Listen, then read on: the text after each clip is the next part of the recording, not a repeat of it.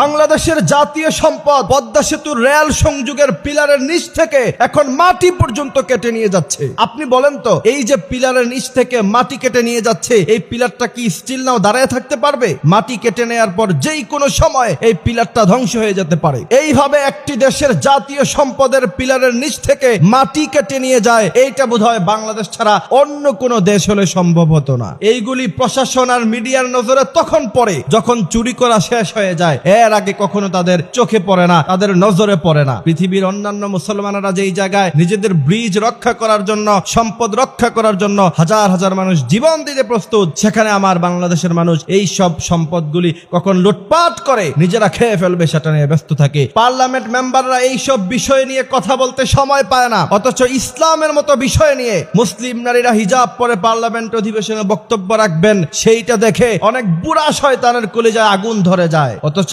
জাতীয় সম্পদের পিলারের নিচ থেকে মাটি চুরি হয়ে যাচ্ছে, বাংলাদেশে কোথায় কোন সমস্যা হচ্ছে সেইগুলো নিয়ে কথা বলার সময় তাদের নাই। তাদের জ্বালা একটাই, বাংলাদেশের যেন কোনোদিন ইসলাম প্রতিষ্ঠা না হতে পারে। এই জন্য আমি বলতে চাই, সব জিনিস নিয়ে খেলবেন, ইসলাম আর কোরআন হাদিস নিয়ে খেলবেন না। এটা এমন আগুন, এই আগুনে হাত দিবেন, শুধু খালি হাত নয়, আপনার গোটা জীবন ধ্বংস হয়ে যাবে। সুতরাং সাবধান, আপনার চেয়ে কত বড় দাপটওয়ালা, আপনার চেয়ে কত বড় ক্ষমতাধর ব্যক্তি কোরআন আর ইসলামের সাথে খেলতে এসে নিঃশ্বাস হয়ে গেল, আপনিও নিঃশ্বাস হয়ে যাবেন।